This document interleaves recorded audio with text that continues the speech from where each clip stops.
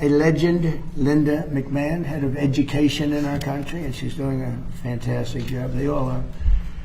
We're also pleased to be joined by respected sports leaders and members of the President's Council on Sports, Fitness, and Nutrition. We really have some incredible people. It's like a who's who.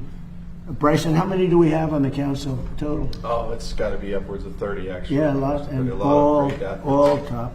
Yes, sir. If they weren't really good, we don't allow them. You got to be really good. Like Gary Player, as an example, he won 168 tournaments over a very average career. You know that? Think of it. He won 168 tournaments, 18 majors, 9 and 9 senior. He has more championships than anybody, national championships than anybody. And I played with him. He's very proud of it, actually. He played with him on his 90th birthday. He very easily, on a tough course, from 6,800 yards, he very easily shot a 70. And it was the easiest 70. And normally, if you shoot a 70 and you're 90, you'd run around so excited. Gary's like, all right, let's have a little lunch. I think he's the most unexcited human being I've ever seen. Because he's been doing it all his life. He's been winning top 3 in history, in my opinion. I don't think it's my opinion. Just based on the record, Gary is top 3. Jack and Tiger and Gary, greatest golfers. So thanks for being here. And as you know, we have the U.S. Open champion. And he won 2 U.S. Opens, but that last one was unbelievable. He had I think Gary's one of the greatest shots ever hit to win a U.S. Open, certainly. One of the top, they say one of the top 3. I don't know what the other 2 are. But he hit an unbelievable sand shot, sank a 4.5-foot putt, and he won the U.S. Open. And he's been a great golfer from the day he was born, if you believe in genetics, because I do. But he won, he won the U.S. Amateur years ago, and he won it quite easily. But he's a great person and a great friend of mine, Bryson DeChambeau. And thank you, Bryson. And you're very much in charge of this whole operation with the sports. He's so much into physical fitness. All you have to do is take a look at him. And you say, why is he even doing this? Because I think if you didn't work out at all, you'd still look almost like you do right now. But you are doing great. And everybody respects Bryson. He's the longest hitter in golf. And he's straight. And frankly, maybe the best part of his game, Gary, is he's a great putter. Absolutely. You played with him, right? And an asset to the game. And he's a great asset, and he's a great person. And we have, along with the University of Florida's basketball coach, Todd Golden. Todd, where's Todd? Right here. Todd, hi, Todd. Great to see you, Mr. President. And what a job, by the way, what a job you've done. I see that. I'm a little busy to watch the games, but I always see your team is right up there. Yeah. You're doing a fantastic job as a young guy. An American hockey hero, T.J. Oshie, who's one of the best hockey players in the world. T.J., good to be. Thanks for having me. How's your golf game? The hockey players, Bryson was saying, the hockey players seem to be the best, of the athletes seem to be the best golfers. You know? It's the greatest game. Yeah, it's great. Fun to play. And he's a good golfer. He's a 3 handicap, maybe better, right? It's very good. Gotta work on the But putt. stick, Right here? right? Yeah. But stick to hockey. Yeah. Right? As a 3, he has to stick to hockey. That's great. What a career you've had too at a young age. And professional baseball pitcher Noah Syndergaard, sometimes referred to as Thor, and he looks like Thor to me. That's where is he? It's very hard to miss. You look great. And as a man, I wouldn't want to get into a fight with him, I can tell you. That would not be a good situation. This year we celebrate 250th anniversary of our country, and it's our nation's founding. It's a big deal. In addition, we have the World Cup, and which is just now starting, and we have the Olympics. I got them both, and I was very proud of myself. I tried to say I got the 250th also, but that didn't work out too well. But I did get both the World Cup and I got the Olympics, and I was very proud of that. But I was very sad actually, because I got them in my first term, and I said, "Oh wow, I'm not going to be able to go as president because they were in 6 years, so I wouldn't be president." I thought I'd easily win the election, which, by the way, I did. And unfortunately, bad things happened. It was a rigged election, and I said, oh, I'll do it again. I had the ultimate pole. I did so well. And I had the ultimate pole, and we won in a landslide. We won every single swing state. We won the popular vote. We won everything you can win. We won 87% of the counties in the United States. And I ended up with the Olympics, and I ended up with the World Cup. And very importantly, maybe the most important, is we have the 250th anniversary. And on June 14th, we're going to have the UFC, and the biggest fight they've ever done by far. It's the hardest ticket I've ever been involved with.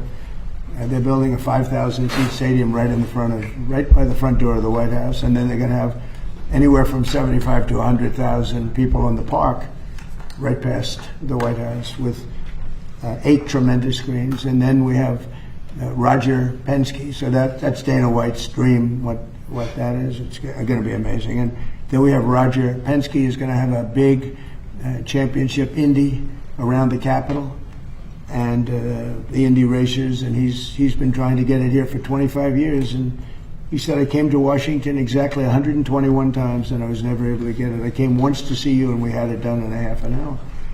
And he's fantastic. He's won 20 Indianapolis 500s. Can you believe that? Other countries, and I say it all the time, I gave him the Presidential Medal of Freedom, like I gave to Gary too, because of his career. And then Roger, on his 18th, I called him. I said, come on, I want to give you the president. You won 18. Japan, Germany, all these countries, they spend billions and billions of dollars, and they don't, it's very hard for them to win. They don't win very, very much. They spend all that money, and Roger just wins it all the time. So I gave it to him on the 18th win, and since then he's won, that was 4 years ago, since then he's won 2 more. So he's going to be here with the Indy cars, and it's going to be the biggest race maybe ever. And they're going to be circling the Capitol. We have Pennsylvania Avenue closed down, and I said, do you like the course? He said, I love the course. I said, pick the best course, we'll get it for you. Don't go the easy way. Pick the best roads. I don't care, it doesn't matter. And he picked he said it's as good as you can get. And unfortunately, he picked the most important roads in the city, which is a little tougher. But we got it done for him quickly, and that's going to be in August. So we have a lot of really exciting things happening. So today I signed a proclamation recognizing National Youth Sports and Fitness, and I'll also sign the very first copy of the new revitalized Presidential Fitness Test Award, a certificate in recognition of achievement of the gold standard of physical fitness. And this is something that Bryson DeChambeau wanted to do very badly. Bryson's amazing. I mean, he's somebody that can put on 25, 30. At one point, I guess he put on almost 50 pounds. You remember, he looked like a linebacker for the Pittsburgh Steelers. And he decided he didn't like himself at that weight. It was all muscle, guy. It was like crazy. He looked like a massive football player. You wouldn't want to play Monopoly. And he said he didn't like it. He developed too much speed. This is the problem with people. He had too much speed. He wanted to bring it down a little bit. So he lost. He can put on weight, like up and down like a yo-yo, and he doesn't take the shot, okay? He doesn't need the fat shot. I said, do you ever take this shot? He didn't even know what the hell I was talking about. What shot? No, he can put it on. He's a scientist. He's like a scientist with his body. He's a great guy, and he's an absolute champion, so I appreciate it. But Bryson really wanted to bring it back, because we are bringing it back. It's something that's a lot of people, the wrong people probably were involved, I don't know. But this is a group of people that physical fitness is everything. Gary Player, by the way, you talk about golf, but he was always considered in the best shape of anybody. He was long ahead of the rest of the world. Now you see all these guys have a 28-inch waist. They walk down, it's like robots, right? But Gary was always, he was way ahead of everybody else. From the late 1950s until 2013, grade schoolers across the country competed against each other in the presidential fitness test, but others. And then we had the Obama administration. Wonderful, wonderful person. Barack Hussein Obama. Have you heard of him? We had the Obama administration, which phased out this wonderful tradition of physical fitness. Thank you, Barack, very much. Great job. And we're bringing it back. We're bringing it back. My administration's working very hard to defend America's cherished athletic traditions and pass our values of excellence and competitiveness to the next generation. So important. We're working on historic reforms to save college sports, and we banned men from competing in women's sports. That was sort of an easy one. They say, you know, the radical left says, that's an 80-20 issue. No, it's 99-1. They say 80-20. Who are the 20%? I've never met anybody. Nobody's ever come up. So I've been president for 5 years, and nobody's ever come up to me and say, sir, you have to allow men to play in women's sports, you know. I've never had one person say it's really important that we allow women to be challenged by men in women's sports, and it doesn't work. So we did that, and with the help of Secretary Kennedy, who's with us, we're striving constantly to make America healthy again, and that's what we're doing. We have unbelievable numbers coming. Bobby will mention it. We have unbelievable numbers coming. So these next few years will be a golden age for American sports, just like it's a golden age for America. You know, we hit an all-time high stock market today, despite that we're in a little skirmish, military. I call it a skirmish because Iran has no chance. They never did. They know it. They express it to me when I talk to them. Then they get on television. They say how well they're doing. And they have no Navy, totally wiped out. They have no Air Force, totally wiped out. They have no anti-aircraft capability, totally wiped out. No radar. They have no leaders. The leaders are wiped out. The whole thing. And then I read the papers and they say how well they're doing. They're not doing well. That's why you have no credibility. No credibility. The news, the fake news, has no credibility. But the President's Cup, it's going to be something. And we're going to have that. We're going to do very special presentations to Johnny, who, as you know, is the commissioner. He's a fantastic person who runs the soccer. And I don't know if you know this, but so more tickets have been sold earlier than at any World Cup they've ever had. And the numbers are more than double. They've never seen anything like it. So it's really soccer. I don't know if soccer is taken off or not taken off, but the World Cup is doing numbers like they've never done. They've never done anywhere close. And we have the Patriot Games in honor of our 250th anniversary this fall. It's going to be all on television. And with athletes like the ones that we have here, we're going to continue to win. Our country is doing great. We're breaking records in every way. And I know it's too bad, but I had to do it. We can't let Iran have a nuclear weapon. You might be too young for this. I don't know if I want. They probably know. They probably know better than most people. But you can't let a bunch of lunatics have a nuclear weapon, or the world would be in trouble. The world would be in trouble. So we just hit records on the Dow. It was supposed to be done in 5 or 6 years. Somebody said it couldn't be possible to reach 50 on the Dow, and I reached 50 in the first year.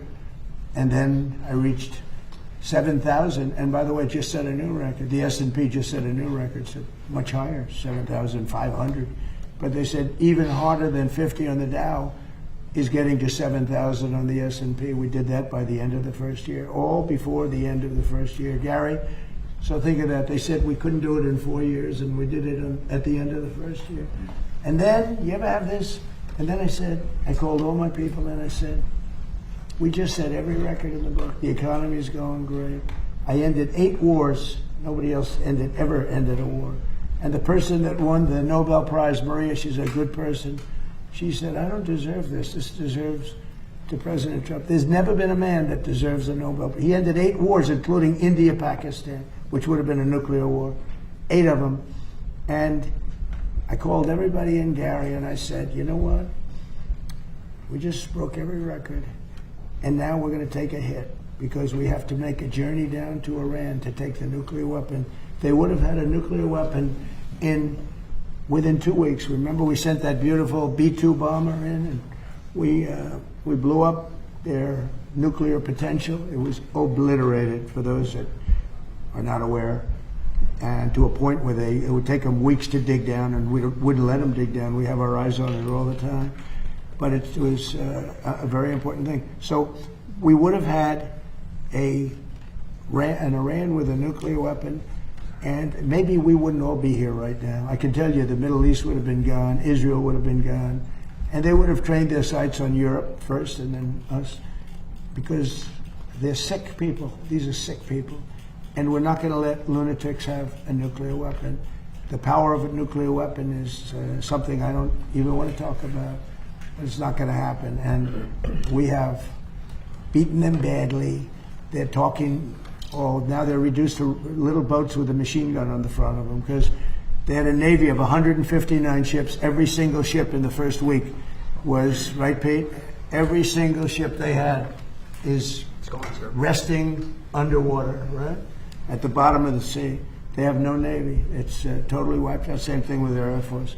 So we're doing well, but it's all about, having a great country. And one of the things I think that when they talk about physical fitness, one of the things I notice about friends of mine, all of the people, all of the great athletes here, is their mind is better than people that aren't fit. It's because I think the mind, once you hit a ball well, or you do whatever it is that you run well, or play hockey as great as you play it.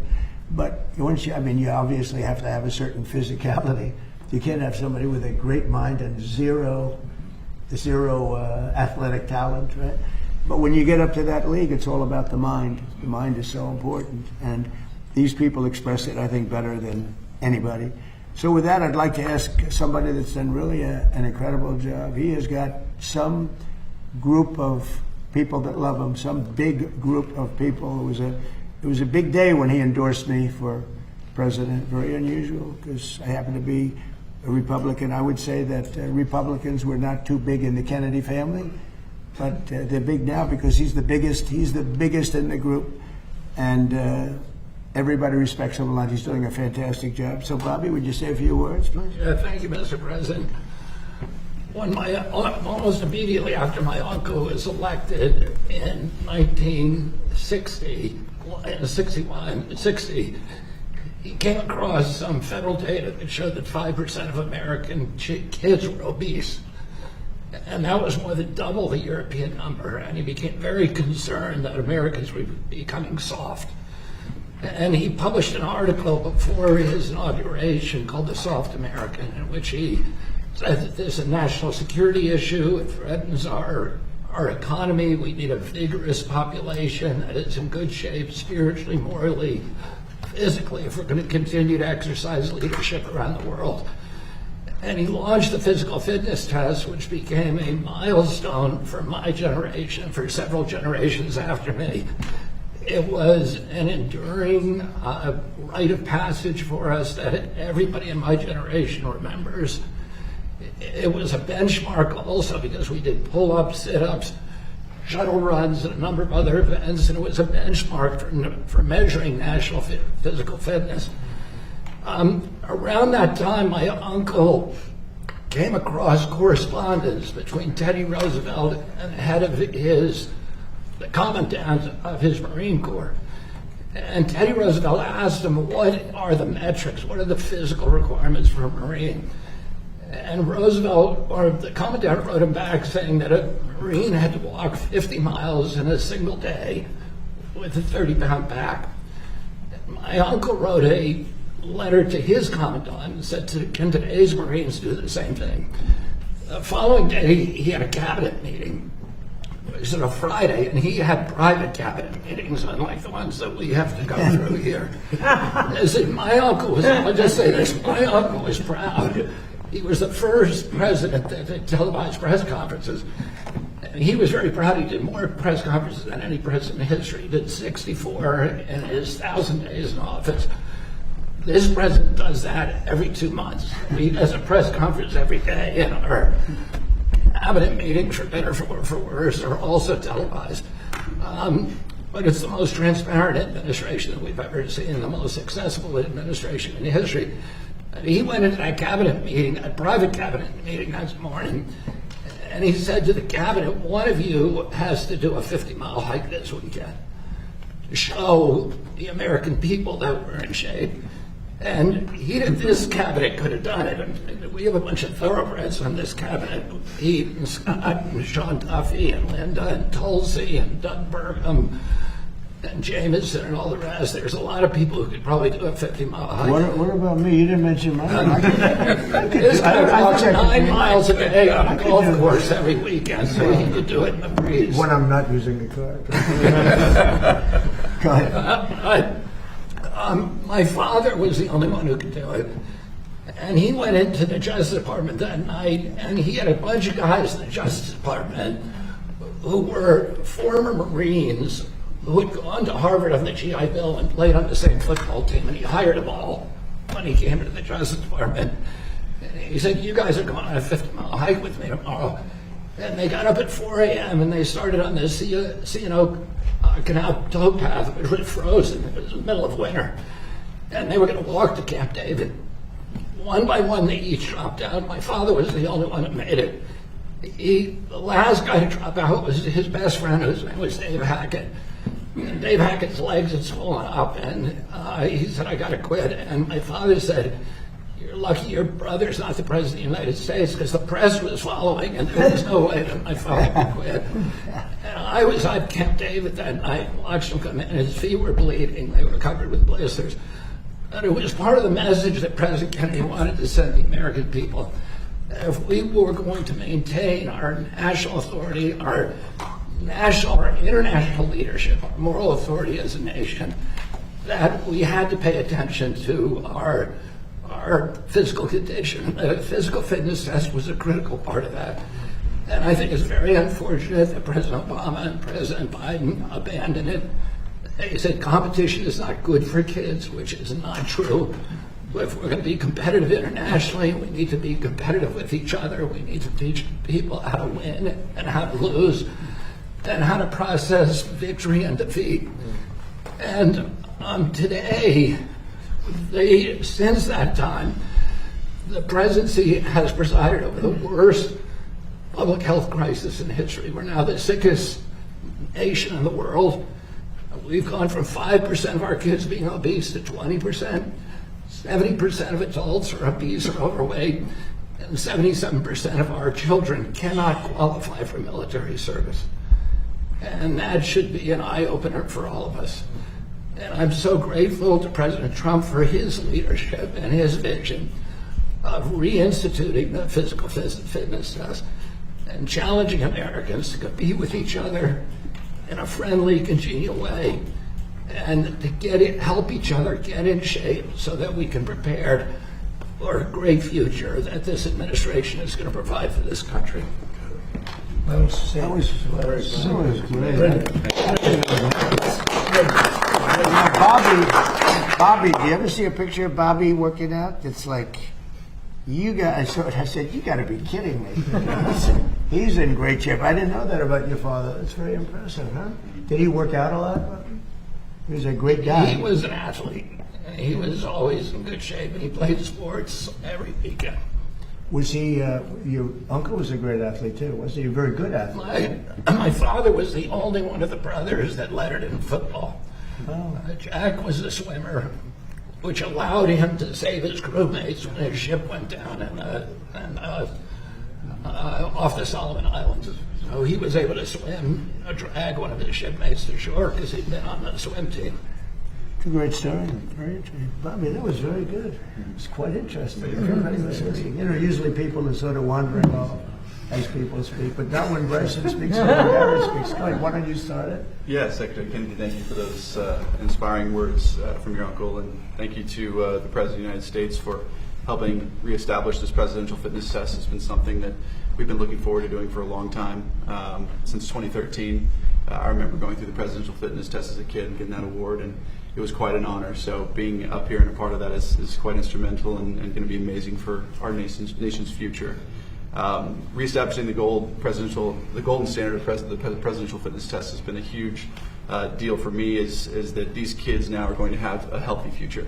That's really an important thing for us to note here. Is that we want to make sure our kids have the best opportunity to succeed in life, and not only from their mind, but their health and their well-being. Their physical fitness is a huge priority to helping them become better human beings in general for our nation. And so what's quite honestly cool is Secretary Hegseth here has allowed us to be involved in over 160 schools, military bases with DOIA and institutionalizing this presidential fitness test in those schools. So I have to say thank you so much for helping establish that, and hopefully here soon we can do that across the nation, of which we believe will have a tremendous effect on these kids and their future. So I just wanted to say thank you to the president, thank you to the cabinet members for everything you've done, and we're going to go out there and have a great day on the field and give these kids some fun things to go and play with, whether it's football, soccer, doing some pull-ups. Can you guys do pull-ups? No? We'll help you. We'll help you. But that's a part of the presidential fitness test, is aspiring to help these kids become a better version of themselves. And that's what I couldn't be more excited to be a part of. I want to say thank you to the athletes that are here today and to Gary Player. He's always been an inspiration to me, and albeit I'll never get to your record, I thank you for giving me aspirations to hopefully get 1/8 of what you have. So thank you. And lastly, I just want to say to the kids, most important thing you can do is always get 1% better a day. That's the most important thing I can give you guys. Try to be a better version of yourself every day, because one day you could be up here as well. You could be up here as well. So thank you, Mr. President. Thank you for everybody for being here, and I can't wait to see what we can do out there today. Thank you, Bryson, and this is really for Bryson because he's worked so hard on this. He really put it together. He's got the best athletes in the world. I think it's actually 41 or 42. And all top people, all big names, top people, and they all want to do it. And Bryson, I was given a little idea by Bobby. He mentioned Camp David, and it's a special place. And I think we should have our next meeting, the full meeting at Camp David. Okay? Sounds great. So it's like a very special place. Amazing. So we'll do that. I'd love to have Gary say a few words. He's won 168 tournaments. Think of it. That means he won every weekend. I say, well, when did you not win? It's a record I think that will never be broken. And he won 18 majors, 9 senior and 9 regular, and many other things. And he is a very special guy. And you know, if you think about the power of positive thinking, I don't know if Gary has the time, but he is the youngest winner of the British Open, what they call now the Open Championship. And he won it when he was 23, I think, Gary, right? 23. If you want, you could tell that story, because these are all people that love sports and they love golf. But the way you asked, you'd like to practice. My name's Gary Player. I'm from South Africa. You're not giving me the time to practice. I must practice on this course. And the people thought, who is this? He said, you don't understand. I'm going to win this tournament. They never heard of him. He came out of South Africa. He was winning everything. He won the South African Open like 14 times or something. It's incredible. But if you want to tell that story, I think it's a fabulous story. But as a man with a powerful, it's really the power of positive thinking. Go ahead, Gary. Well, Mr. President, first of all, thank you very much for having us and hosting this today. I've been around almost every president for the last 65 years. And I've never seen a president that loves this country as much. They all did, and they all did great works. But I've never seen a president that loves the country as much as you do. And I say thank you, because I've traveled more miles than any human being before without being repetitive. And I've never seen a country like this. The freedom that exists, which is so important to all of us. And you know, sport can change the world. It can give people a chance that don't have any hope. It can give them hope, as we've seen. Many people with little education have become world champions. Only in America have you got that opportunity. And the other thing is, to Mr. Kennedy,